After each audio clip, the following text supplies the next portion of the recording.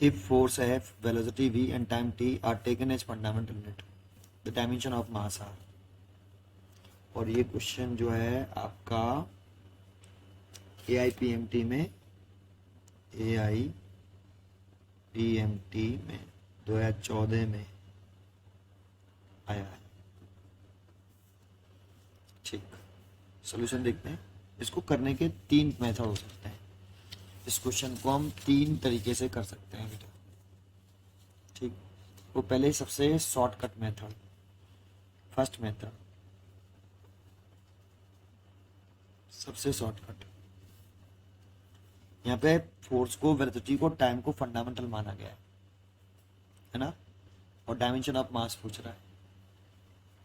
ठीक, तो देखो ऐसे करिए, F बराबर ma लिखिए, और मास का डायमेंशन पूछ रहा है इसीलिए मास को लिखिए यहाँ equal to F upon a। अब फोर्स का डायमेंशन बोला तो F ही होगा। वाई? क्योंकि F को ही फंडामेंटल मान लिया गया। जैसे हम लेंथ को फंडामेंटल मानते थे पहले, तो उसका L होता था, मास का M, टाइम का T, ये फंडामेंटल मानते थे तब होता था। अब मास का तो M होता है वैसे तो, लेकिन अब फंडामेंटल तो किसको माना गया है? वेलोसिटी को। इसीलिए फोर्स को फंडामेंटल माना गया, तो फोर्स का तो F ही हो गया। और एक्सीलरेशन का फॉर्मूला होता है change in velocity upon time. तो वेलोसिटी को भी फंडामेंटल माना है, तो वेलोसिटी का भी चेंज इन वेलोसिटी का भी v हो गया, डायमेंशन फॉर्मूला। और टाइम को भी फंडामेंटल माना है, इसलिए टाइम का भी t हो गया।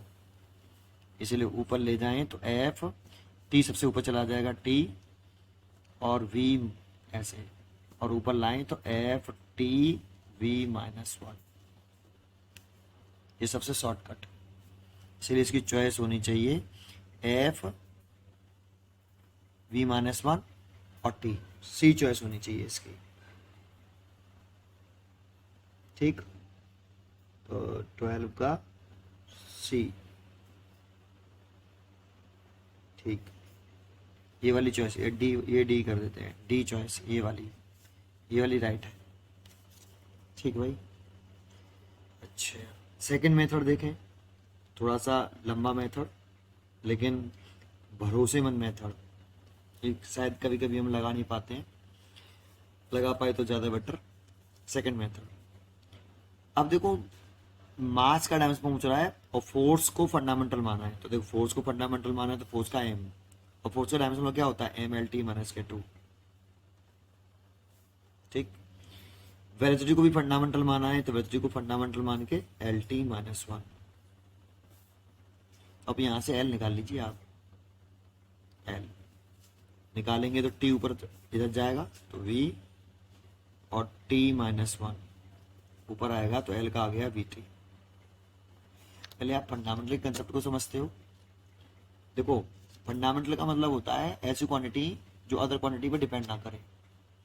अब जब वेलोसिटी को फंडामेंटल मान लिया और टाइम को फंडामेंटल मान लिया, तो लेंथ तो वेलोसिटी और टाइम दोनों पर डिपेंड कर रही है। अब लेंथ जो है फंडामेंटल क्वांटिटी नहीं रही है ना, क्योंकि वेलोसिटी को फंडामेंटल मान लिया, टाइम को फंडामेंटल मान लिया, तो लेंथ को फंडामेंटल कंसिडर नहीं कर सकते हम।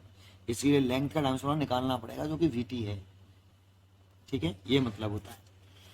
ठीक, अब एल का निकाल लिया मैंने वीटी, अब एल का यहाँ डाल दो और एम का निकाल लो, क्योंकि मास का, टाइम को भी फंडामेंटल माना है। ठीक, तो यहाँ से इस वाली इक्वेशन से एफ लिखो, एफ को तो फंडामेंटल माना ही है, एम का निकालना है, एल का हो गया वीटी, और टी को तो फंडामेंटल माना ही गया है, तो एम का कितना हो जाएगा?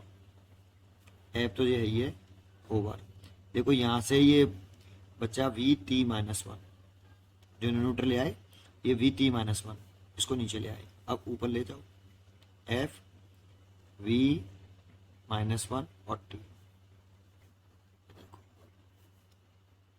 ये समझ में आया होगा। ठीक, ये सेकंड मेथड। इसका थर्ड मेथड ये सबसे भरोसेमंद, जब कुछ ना सूझे तो लास्ट ये। ठीक, क्या कि आप मास का डायमेंशन निकालना चाहते हो, मास लिखो, इक्वल लगाओ, फोर्स पावर x, वेलोसिटी की पावर y, और टाइम की पावर z। देखो मास का डायमेंशन निकालना है, तो मास को आप यहाँ लिख लीजिए, इक्वल लगा लीजिए, फोर्स, वेलोसिटी और टाइम को फंडामेंटल माने तो इनकी पावर देखो, चॉइस देखो ऐसी है, power x y z consider कर लीजिए।